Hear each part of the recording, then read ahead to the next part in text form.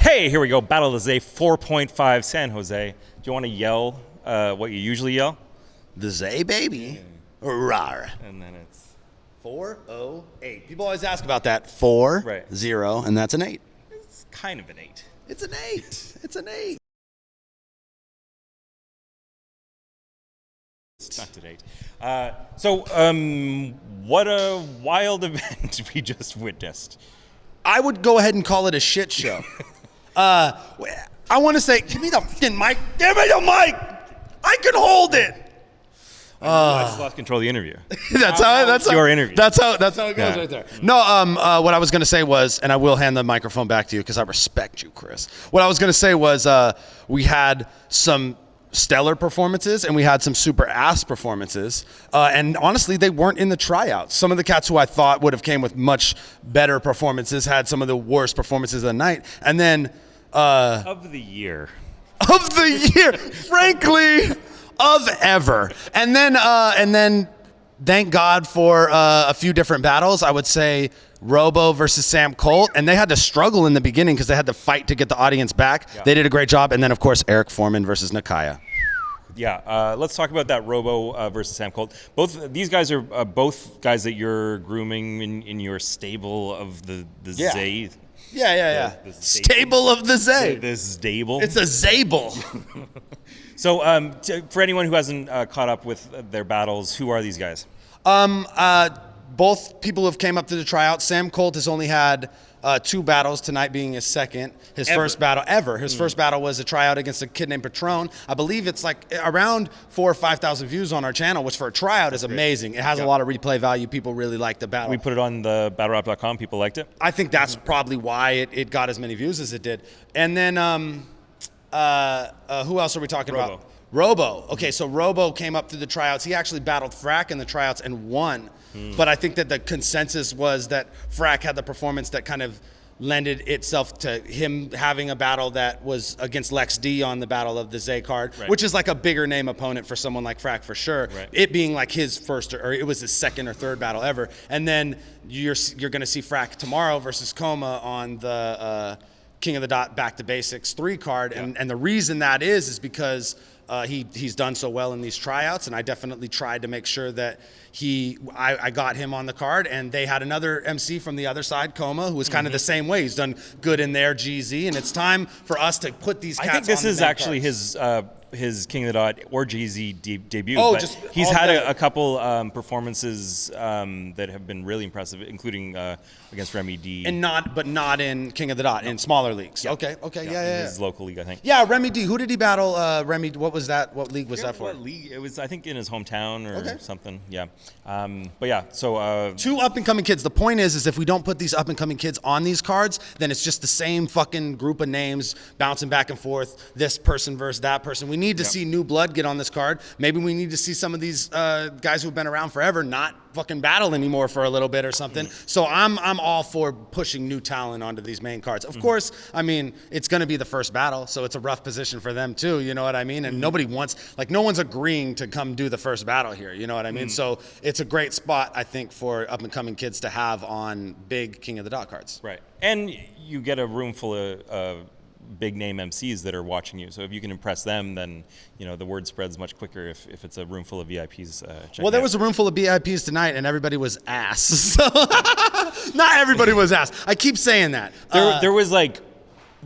There were a lot of chokes. I missed the tryouts. Yeah, there was a shitload of chokes. Actually, I don't think there was any chokes in the tryout. If there was like 1. You know what I mean? But then once we came to the main battles, I think the first 3 battles had major choke moments on both sides of the fucking fence, which is terrible. You know what I mean? It's not an easy thing to stand there and try to fucking work through. And I kind of was asking, as it was happening, is it that the dead crowd is leading the MCs to choke, or is it all the chokes that are leading the crowd to be dead? I think the second. And I think that what proved that is when Sam Colt and Robo came out, they were able to bring the audience back, but it took them a fucking round and a half to do it. And Sam struggled through his first round because he was like, yo, they're sleeping on me. That's a hard thing for fucking MCs to deal with, especially when you did your first battle and everybody was on every line that you did. But he didn't go after a bunch of like terrible performances, But you know what really matters? You know what really matters?